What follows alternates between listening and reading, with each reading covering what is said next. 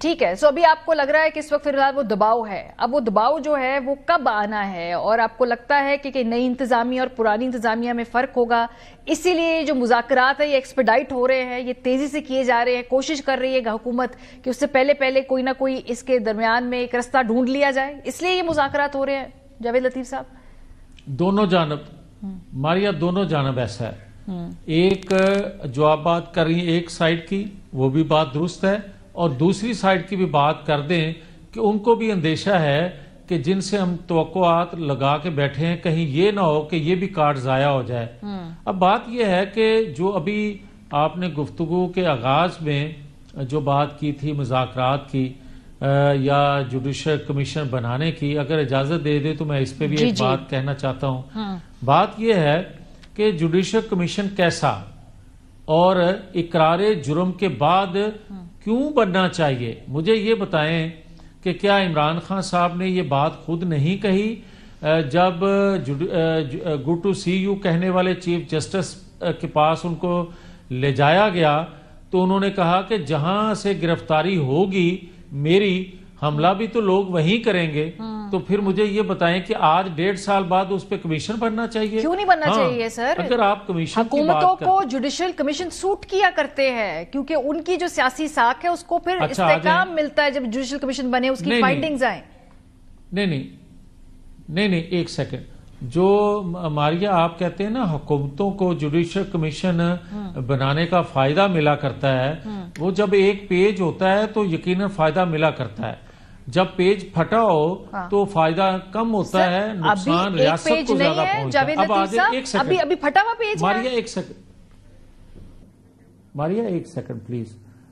سب ایک پیج جو تھا وہ 2014 سے بنا، 2017 میں اس نے نتیجہ لیا اور 2018 میں سب نے اس کا بینیفیشلی بننے کے لیے خوشی کے لڈو بانٹے.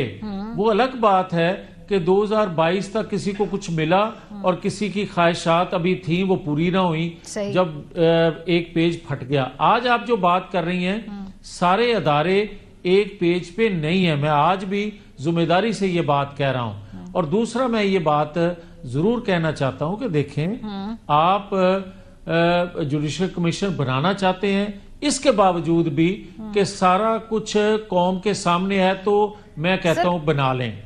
پاورفل جوڈیشل کمیشن بنائیں، مگر وہ یہ بھی انویسٹیگیٹ کرے، اس کے ٹی او آر میں یہ لکھا ہو کہ اس جب ایک پیج بنا تھا اور جب یہ منصوبہ بندی کی گئی تھی ایک ادارے کے اندر بغاوت کی تو اس میں کس ادارے کے کون لوگ شامل تھے، یہ آئیڈینٹیفائی وہ ضرور کرے. بالکل حکومتی ایک مذاکراتی کمیٹی ہے، وہ اپنے ٹی او آرز اس جوڈیشل کمیشن کے قیام میں ڈال سکتی ہے. یہ تو ان کی ذمہ داری ہے نا، کمیشن بنانا ہے. کمیشن نہ بنانا از ناٹ این آپشن. بنا کے اپنی شرائط ضرور ڈالیں کیونکہ آپ کے لوگ بیٹھے ہیں اس کمیٹی کے اندر، بنائیں وہ اس کے اوپر. میں میری بات سنیں نا، پہلے تو دو چیزیں ہیں ان کو کلیئر ماریا کر کے آپ جوڈیشل کمیشن بنوائیں، آپ کوئی کمیٹی بنائیں، آپ جہاں سے بھی شروع کرنا چاہتے ہیں وہاں سے شروع کر لیں.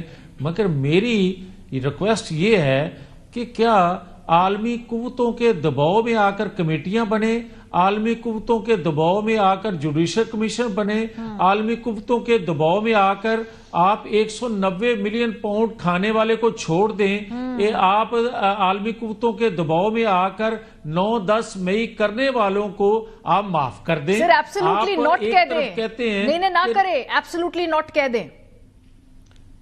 میں ایک سیکنڈ، جو یہ بات کرتے تھے نا ایبسولوٹلی ناٹ، آج ان کا حال دیکھ لیں ماریا، وہ بھی ذرا ذہن میں ضرور رکھیں. مگر میں یہ ضرور کہنا چاہتا ہوں کہ کیا ہمیں کوئی ڈکٹیٹ کرے گا؟ کیا جو اس بقول عمران خان کے ہم کوئی غلام ہے، یہ غلام بن سکتا ہے اپنی آزادی کے لیے؟ میں نے ذکر کیا تھا ذوالفقار علی بھٹو کا، میں نے ذکر کیا نواز شریف کا. کیا ان پہ مظالم کم ہوئے تھے؟ کیا انہوں نے کبھی لابنگ فرم ہائر کر کے پاکستان کے خلاف سازش کی تھی؟ ایک سیکنڈ ماریا ایک سیکنڈ پلیز. کیا پاکستان کے اندر 77 سالوں میں کیا ناانصافیاں نہیں ہوئی؟ اور جن سے ہوئی ہیں کیا انہوں نے پاکستان کی تنصیبات پہ حملے کیے ہیں یا عالمی قوتوں کو پاکستان کے اندر مداخلت کی دعوت دی ہے؟ بات تو یہ ہے.